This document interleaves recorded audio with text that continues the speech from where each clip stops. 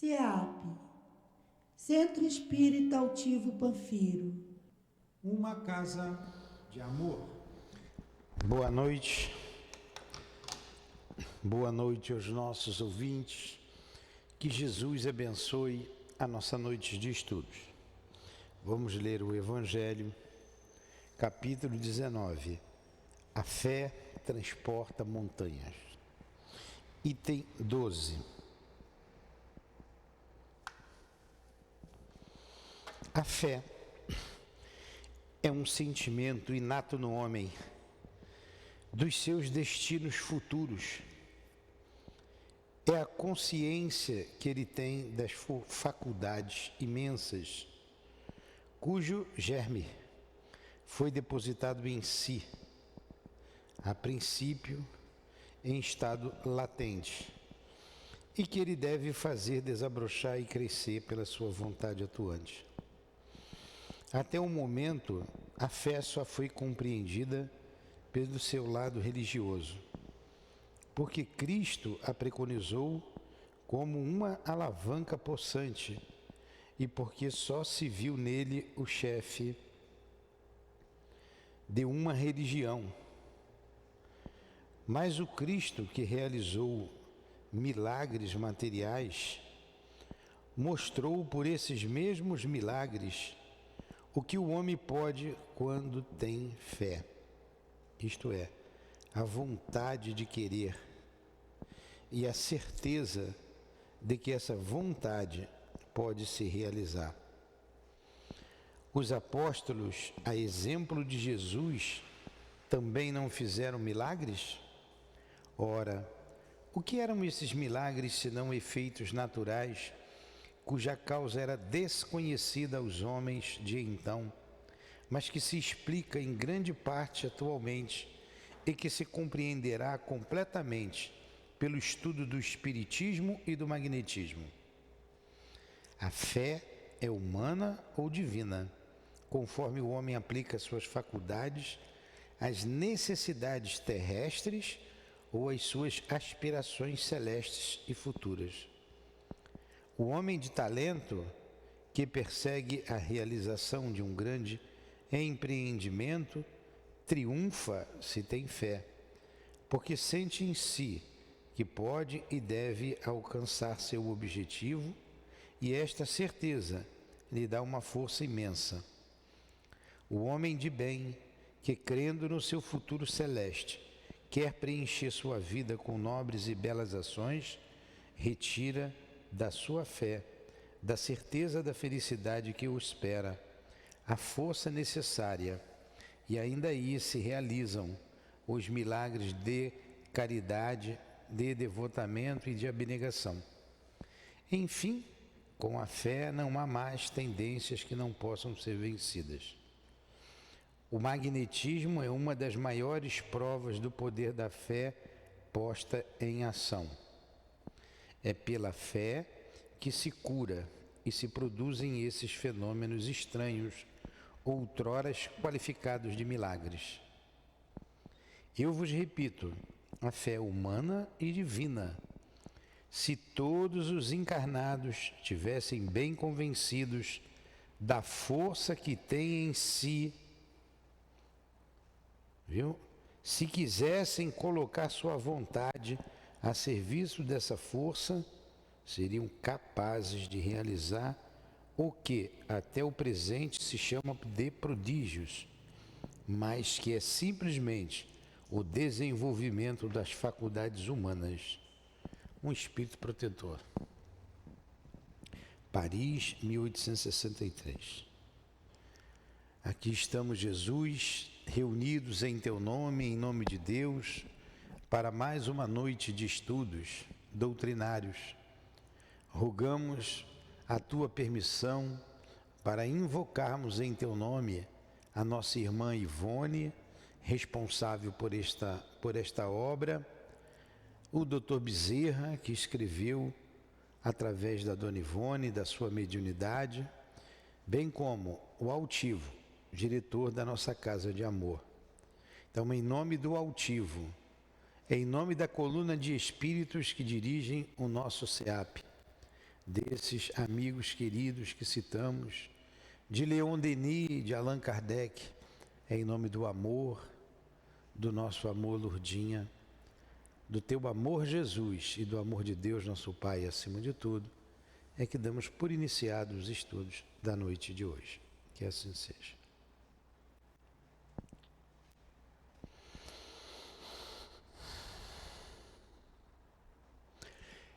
Aquilo que a gente falou ali da nossa amiga, que eu falei ontem para ela lá, aquele finalzinho, eu vou destacar aqui mais um pedaço. Ó.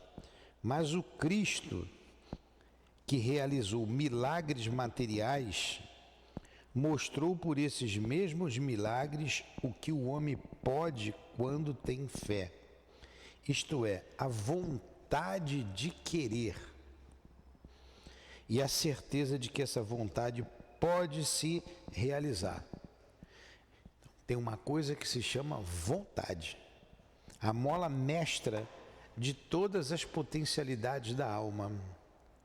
Você quer parar com qualquer vício, desde que você queira, você para. Tem que querer. Né? É porque eu não tenho de cabeça aqui a questão do Livro dos Espíritos, quando ele diz assim, quão poucos têm vontade, quão poucos querem. O querer está mais da boca para fora do que no coração. Aí fica difícil. Né? Porque muita gente dá esse exemplo quando quer vencer. Você não está se despencando lá dos Cafundó do Judas? Para mim, os Cafundó do Judas é lá, não é aqui não. Então, você veio de longe, né? Porque você quer estudar, você quer aprender, você está se esforçando, você encontrou na doutrina um caminho, né? Abriu a sua mente, a sua visão para muita coisa no mundo, na vida. Então você quer estar enfrentando muitos empecilhos e está vencendo. Está vencendo por quê? Porque você quer, você tem vontade. É a fé que ele colocou, a fé humana e a fé divina. Você tem esses dois tipos de fé. Pode ler depois com calma aqui o capítulo 19 e o item 12. Foi o que nós lemos. Agora, o estudo de hoje, estamos no capítulo 8. Vimos semana passada, a gente tem visto, né? Acabou a primeira parte do livro, que foi a história do Leonel e os judeus, e entramos nessa segunda parte aqui, nesse caso da Angelita, que numa mesa de parto sofreu muito, quase perdeu a vida e teve que sacrificar a vida do bebê para salvar dela. E ele foi tirado aos pedaços, foi o que o médico pôde fazer. Aí um dos guias lá presentes contou a história dela ao doutor Bezerra, né, para que ele ficasse ciente. Ele não quis, ele disse que não precisava, mas contou o porquê daquela situação. E falou do passado, quando 3 amigos, né, 2 amigos vieram de Portugal para o Brasil. A mulher recém-casada com um deles resolveu vir, se disfarçou de marinheiro, entrou no navio com um acordo do comandante do navio, que era amigo dele, e vieram os 3. Se estabeleceram aqui no Brasil, mas ele tinha negócios a fazer com relação à exploração do ouro e teve que retornar para Portugal. Mas antes disso, logo quando chegou no Brasil, ele adquiriu um escravo, adquiriu uma moça para ajudar, 2 moças e um escravo para ajudá-lo na fazenda. E quem foi esse escravo?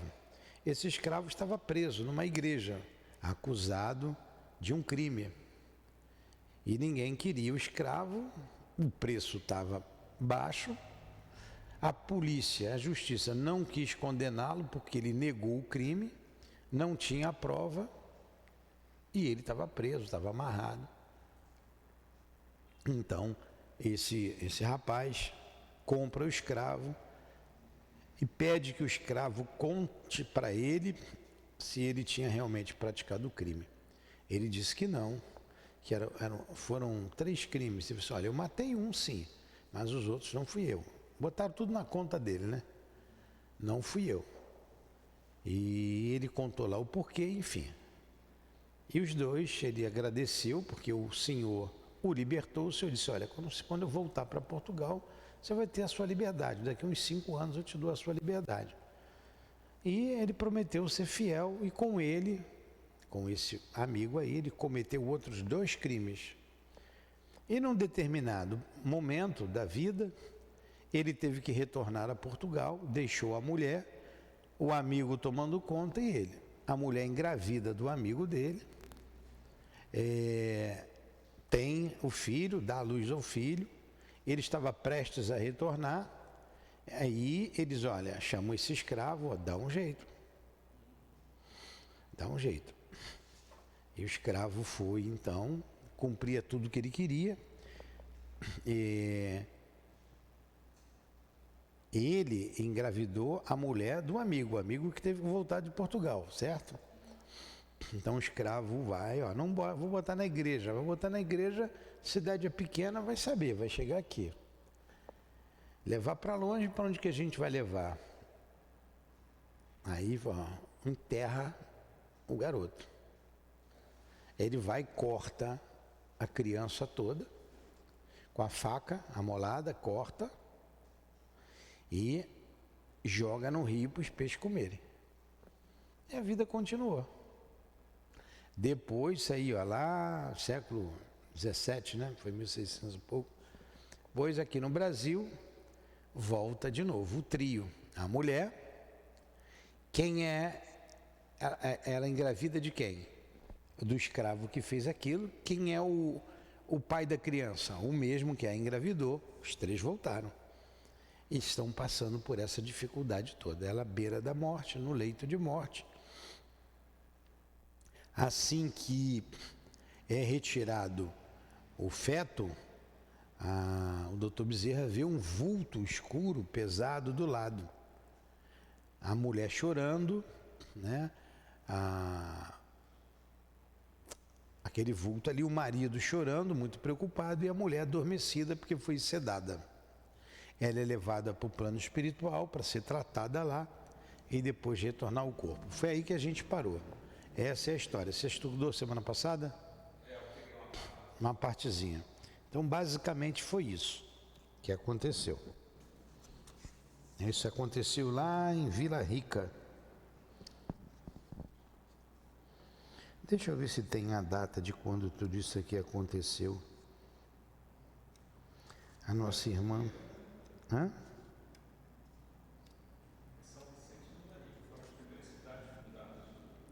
O quê? Vila Rica, né? Minas Gerais, São Vicente, Vila Rica. Por causa da exploração do ouro.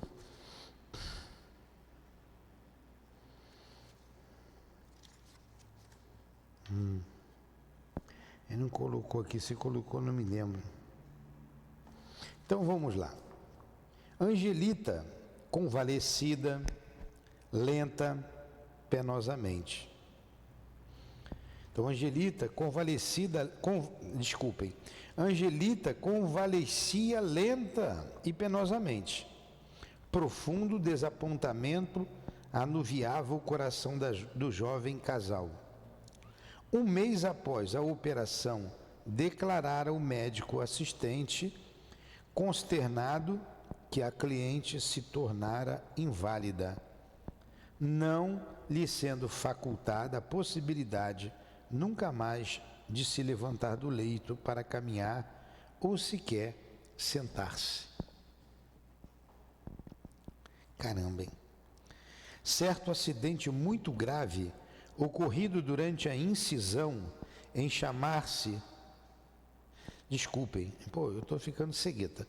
Certo acidente muito grave, ocorrido durante a indecisão em chamar-se o médico para se decidir a operação, causara o desastre, tornando Angelita criatura semi-morta em plena florescência das suas 19 primaveras.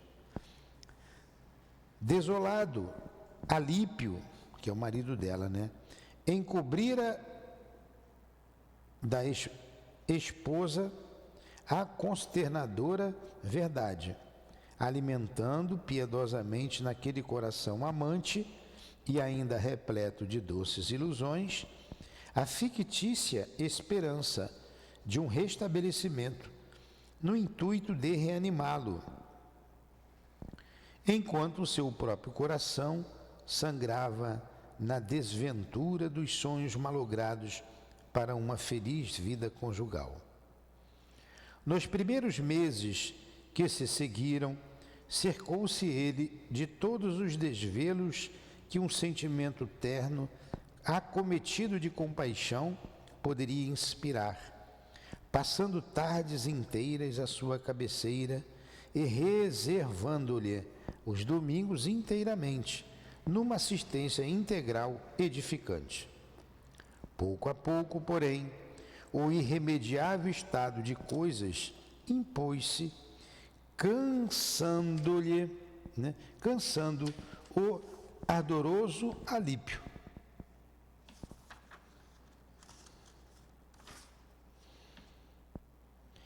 Cansando a senhora Matilde, mãe de Angelita, a qual, retornando ao próprio domicílio, abandonara a filha ao cuidado de serviçais, pretextando urgência de se reintegrar nos afazeres próprios, ao passo que o genro já se desinteressava dos serões da noite, afastando-se do lar, igualmente aos domingos, para almoço com amigos, regressando destarte ao antigo estado de solteiro.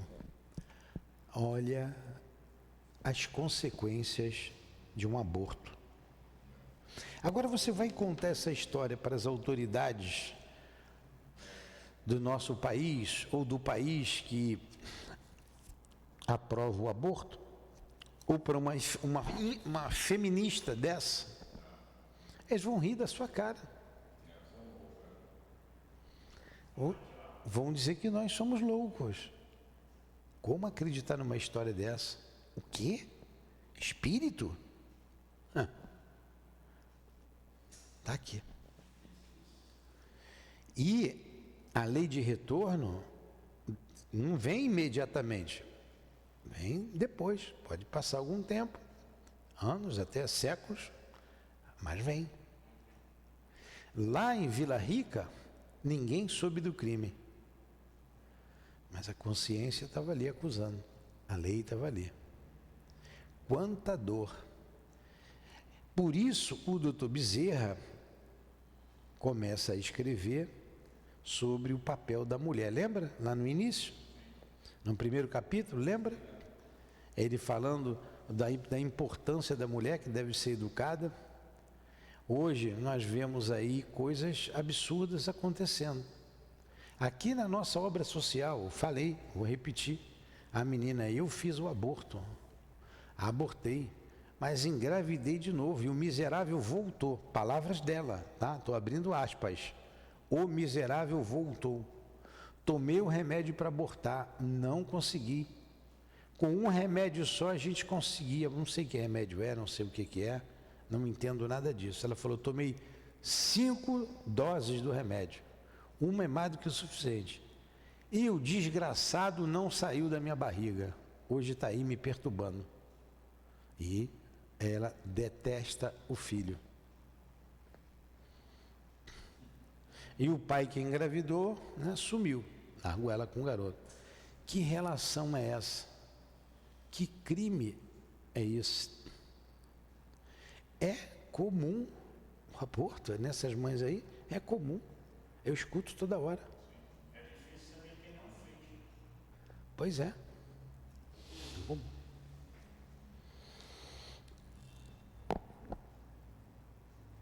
E Angelita então passou a se reconhecer esquecida pelo marido, o qual, ao sair, apressado sempre, beijava-a distraidamente, ou mesmo deixava de o fazer.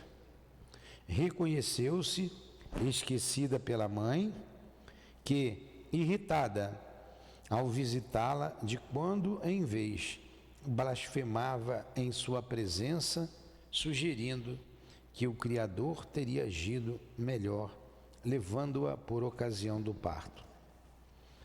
E a infeliz, então, olha o que a mãe dizia, hein? Mãe, gente boa, né? Reconheceu-se esquecida pela mãe, que, irritada ao visitá-la, e quando em vez blasfemava em sua presença, sugerindo que o Criador teria agido melhor, levando-a por ocasião do parto. A mãe fala isso na frente da filha. É melhor que você tivesse morrido.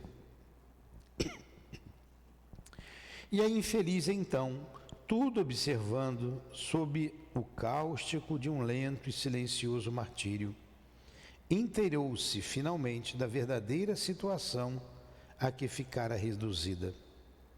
Mas calava-se diante das impiedosas argumentações maternas e jamais irritava o esposo com quaisquer queixumes ou reclamações, preferindo chorar às ocultas, discreta e altiva, ao sentir-se traste incômodo, a quem toda a família desejaria ver baixar a sepultura. Então, quando todas as desilusões se sobrepuseram às suas esperanças, ameaçando desesperá-la, avolumou-se em seu destino a dedicação ilimitada de um anjo bom, travestido da pessoa de uma amiga leal, cuja alma de crente se prestou fácil e dignamente à intervenção oculta da espiritualidade para socorrê-la no seu estranho calvário. Essa alma, favorecida pelas dúlcidas inspirações do alto, graças aos dons de bondade que sabia cultivar, foi Sarita, a jovem viúva a quem entrevimos no início desta história. A amiga que orava por ela, que pediu a Santo Antônio do Pádua. E a intervenção veio através da prece de Sarita. E assim, grandioso panorama de caridade moral, a mais completa, a mais espinhosa a ser realizada, em vista dos complexos que se antepõem às inspirações, começou a se desenrolar sob o teto daquele lar, tornado em túmulo prematuro de um espírito que delinquira em diferentes etapas reencarnatórias. Ó, vamos aqui. Vou ler de novo esse pedaço aqui, porque minha cabeça voou. Eu ia contar uma coisa para vocês. Ó. E assim, grandioso panorama de caridade moral, a mais completa, a mais espinhosa a ser realizada, em vista dos complexos que se lhe antepõem às inspirações, começou a se desenrolar sob o teto daquele lar, tornado em túmulo prematuro de um espírito que delinquira em diferentes etapas reencarnatórias. Então, aquele espírito ali já tinha delinquido em outras etapas, não foi uma vida só. Contou a história daquele ali e ficou sozinha na cama. Agora, a consequência daquilo ali foi o aborto, né? Foi daquele jeito por causa do aborto. Lembrando aqui desse caso, da nossa irmã Sarita, quem me contou um caso bem parecido foi o Jorginho, o marido da Gracildes, nosso amigo Jorge. Ele contando que o pai dele adoeceu, teve um problema sério, ficou tetraplégico, dependendo de tudo. Um dia, o chefe dele, não do irmão, do Jorginho, falou assim: eu posso visitar teu irmão? Ele contou a história e foi visitar o irmão. E passou a visitar com bastante frequência. Toda semana ele ia lá. O irmão foi para casa, dependente de tudo. Todos os dias o chefe ia visitá-lo. cuidava dele, saía do trabalho, ia lá, cuidou dele até morrer. Agora você vê, né? Que ligações são essas? Que ligação? Ele falou assim, olha, ele não conhecia, conheceu numa visita, que eu contei o caso, ele ficou tocado, posso fazer uma visita? Foi visitá-lo e passou a cuidar do pai dele. Então vamos lá, e essa menina aqui, né, a viúva, passou a cuidar da Angelita, a Sarita e Angelita. Compreendendo a amiga inválida, sem esperanças e jamais se restabelecer, Sarita tratou de suavizar a decoração do presídio em que se transformara a câmara conjugal do jovem casal. Transformou-a em formosa e pitoresca sala, onde o leito seria o trono e Angelita a soberana. Ornou-a de belos tapetes, de quadros e de flores, para lá, transportando igualmente o piano da jovem. Ali mesmo promovia aos domingos, com suas alunas e amigas, delicados recitais de declamação, no intuito de distrair a enferma, e atraiu visitas frequentes que alegravam uma pobre moça com palestras edificantes, porque escolhidas e sérias. Ela própria, apesar da escola e dos 5 filhos que dirigia, visitava a doente pela manhã e à noite, até a hora do chá, quando então a acomodava para adormecer. Olha, Sarita, viúva, e tinha 5 filhos, hein? Cuidava dos filhos e 3 vezes ao dia ia visitar a amiga. Igualzinho lá do nosso irmão Jorge. Quando o Jorginho vir aqui, eu vou pedir para ele contar a história novamente, para vocês ouvirem.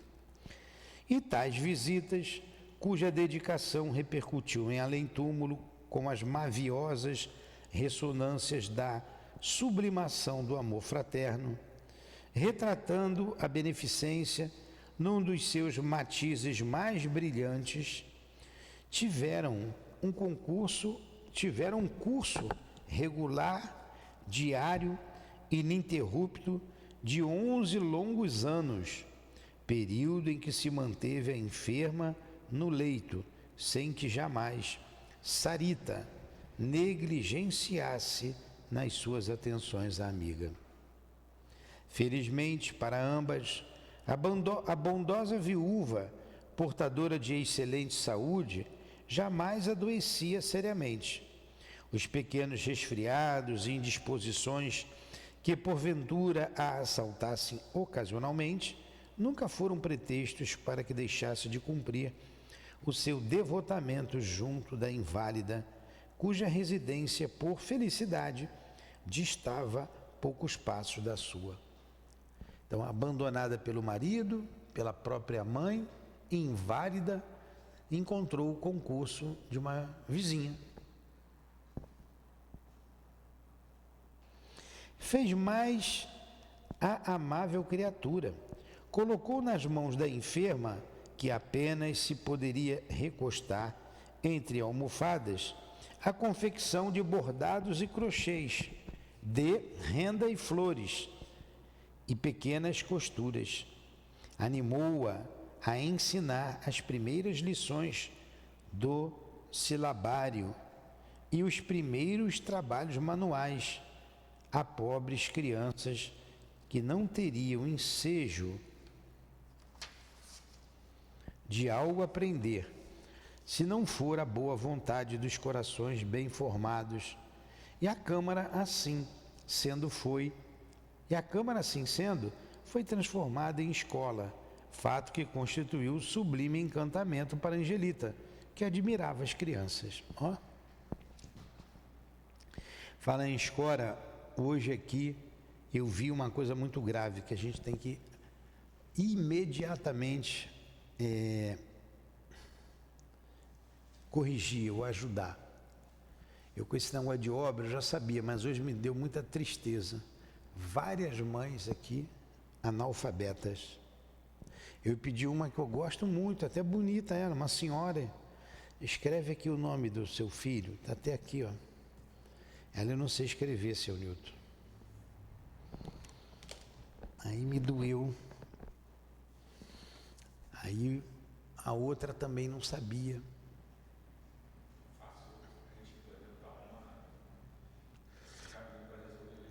Temos que urgentemente colocar um professor para dar aula. Eu vou ver o voluntário aqui.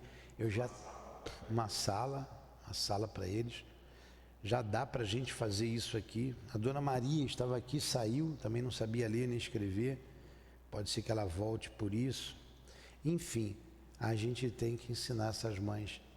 Se não tiver ninguém, eu mesmo vou fazer isso.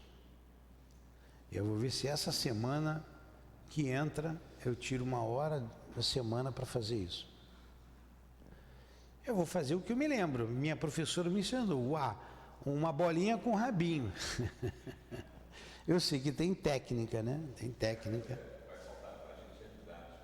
Vai voltar a didática.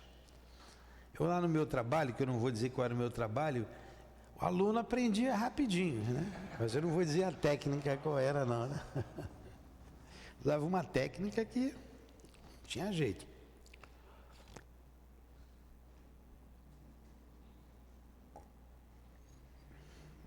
É doloroso isso, a pessoa não saber ler. É doloroso.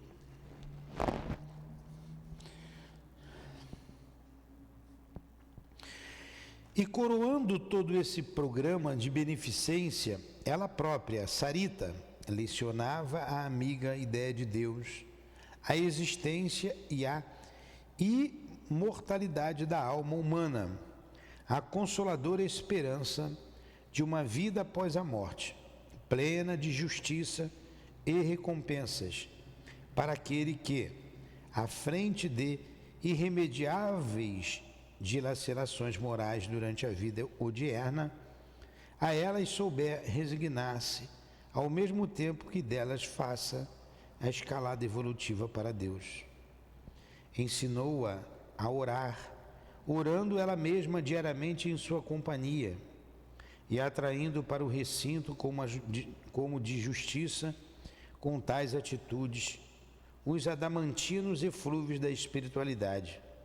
Reconhecia que Angelita se beneficiava, porquanto suas revoltas e blasfêmias diminuíam sensivelmente.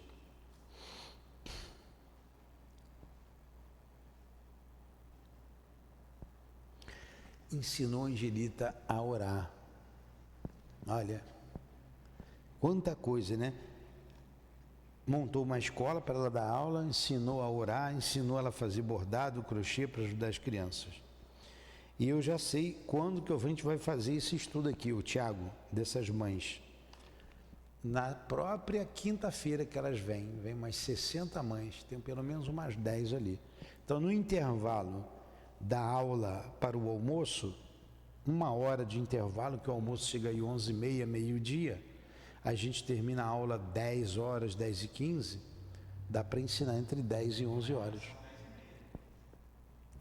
A gente vai fazer essa irradiação às 10, para que de 10h30 a 11h30 elas estudem. Você vê, eu leio aqui também, eu me lembro muito da minha esposa, que eu nunca vi abrir a boca para reclamar da doença ou da dor. Eu tenho coisas gravadas da minha alma que jamais eu vou esquecer. Sua dedicação, o seu amor, o seu carinho, o seu perdão, a sua fé. Nunca vou esquecer. Muito mais do que a minha. Eu é que tenho que fazer força agora para estar onde ela está, porque senão não...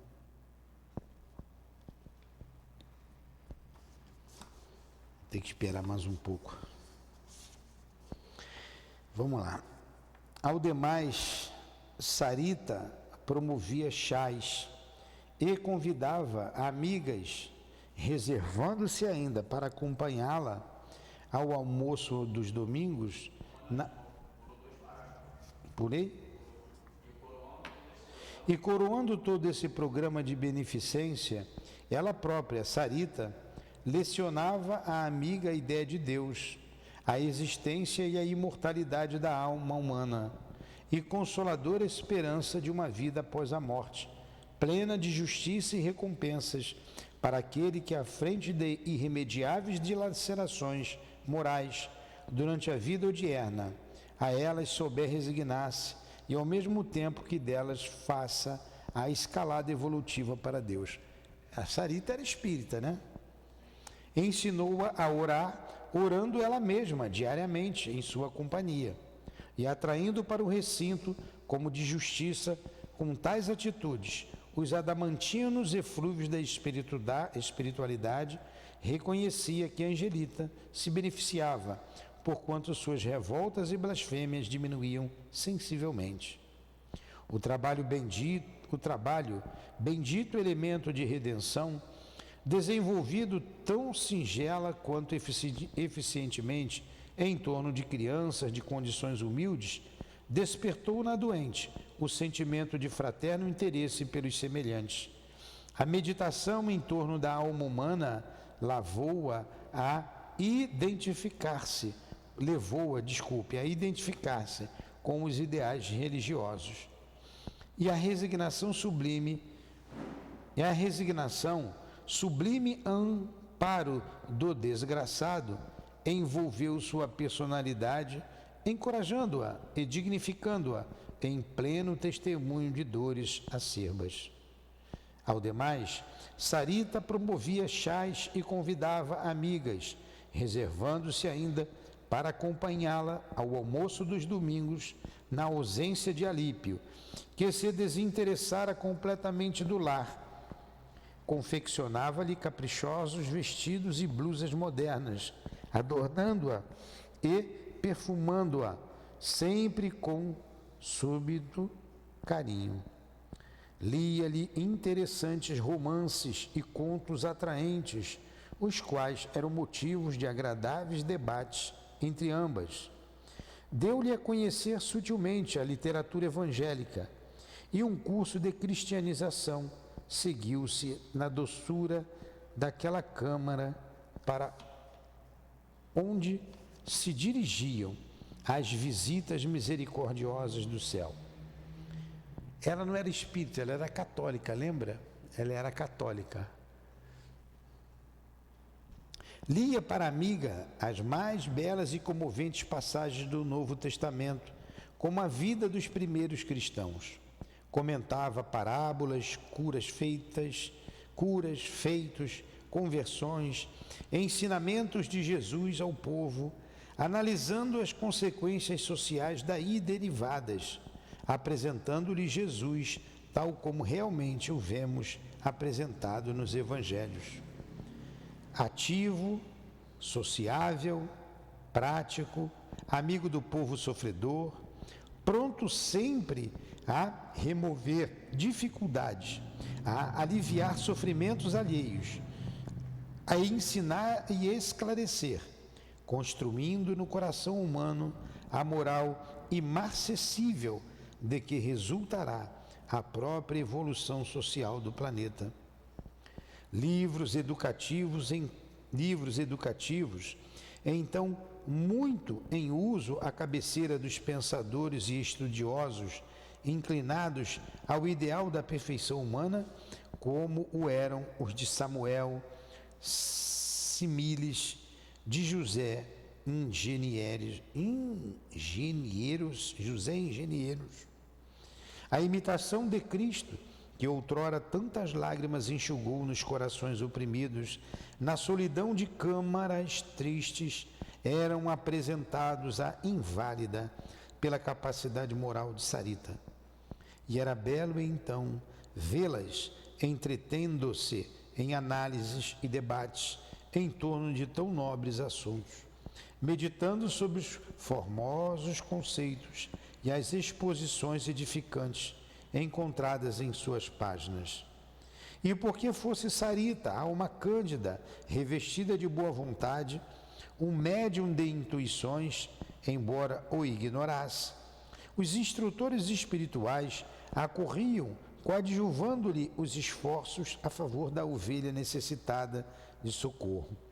E assim sendo, a inspiração brotava de sua alma momentaneamente revigorada pelas forças benfazejas do invisível, e lições fecundas e revivificadoras eram para ali vinculadas através do canal piedoso do seu coração angelical. Esse paciente, admirável trabalho de consolação e reedificação moral de uma criatura enferma, psíquica e fisicamente, conforme asseverávamos, levou não menos de 11 anos, incansáveis e eficientes, ao qual nem mesmo festejos de natalícios faltaram, sendo as datas gradas do aniversário de Angelita, de Alípio e da própria Sarita, comemorados com satisfação. E pelo Natal de Jesus havia distribuição de dádivas à criançada. Brinquedos, roupinhas, sapatinhos, guloseimas gostosas eram oferecidos a determinado número de pequerruchos e às suas mamães, os quais recebiam das próprias mãos da doente as recordações gentis do dia do Senhor, pois Sarita, que isso tudo preparara cautelosamente durante o ano todo, por essa época transmudava ainda uma vez o aposento da amiga em gracioso arsenal de preciosidades infantis, para que o sorriso aflorescesse nos tristes lábios da enferma ao constatar a alegria e a sofreguidão da criançada ao tomar de suas mãos bonecas e palhaços, carrocinhas e cavalos, fogãozinhos e cartuchos de doces, camisinhas e lindas fitas. Emocionante, né? Emocionante. 11 anos ininterruptos, sem data festiva, sem parar no Natal, aniversário, tudo sendo feito à cabeceira da doente.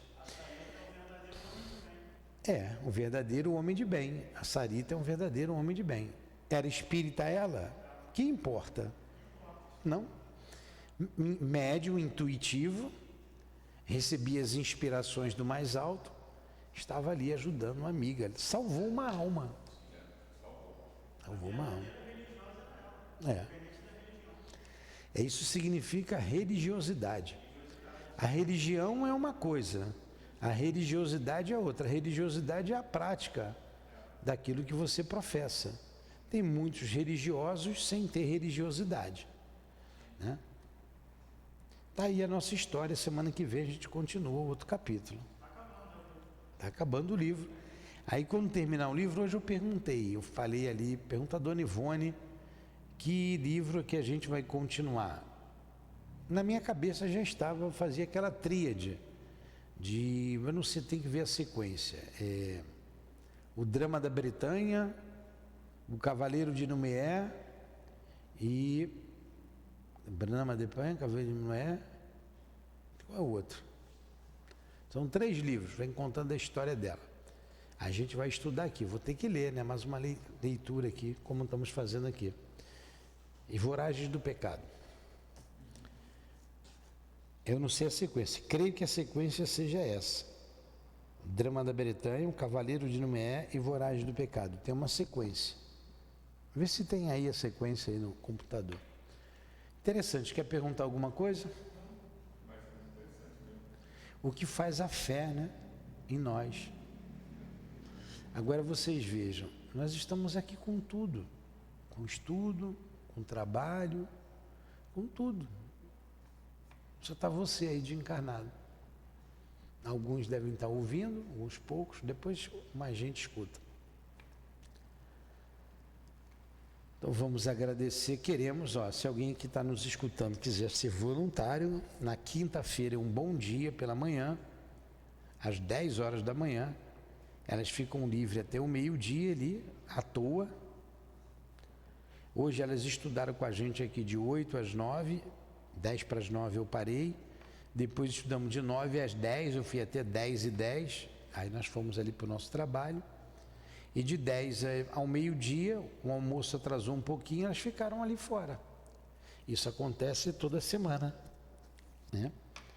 Alguém se voluntaria a dar aula, eu vou dar aula, do meu jeito. Vou pegar uma varinha, vou dar aula. Então, que Jesus abençoe os nossos propósitos, que Jesus abençoe Angelita, Sarita, onde quer que eles se encontrem, a Dona Ivone, abençoe a nossa irmã querida, que nos traz essas histórias que renovam a nossa alma, que nos faz emocionar com tanta dedicação, em nome do Cristo Jesus. Nós, médiuns, criaturas endividadas com a lei de Deus. Muito obrigado a vocês. Muito obrigado ao Altivo e a toda a direção desta Casa de Amor, por esses momentos de enlevo, de inspirações espirituais. Agradeço a você, Lurdinha, o teu amor, o teu carinho. Somente agora muita coisa entendemos. Que Deus te abençoe. Que Deus abençoe o nosso amor. Que Deus abençoe esta casa de amor, os nossos esforços. Que Deus abençoe a todos nós. Em nome da direção espiritual do SEAP, desses espíritos que aqui citamos, em nome do amor, em nome do nosso amor, do teu amor, Jesus, e do amor de Deus acima de tudo, encerramos os estudos da manhã de hoje, em torno do livro Dramas da Obsessão. Que assim seja.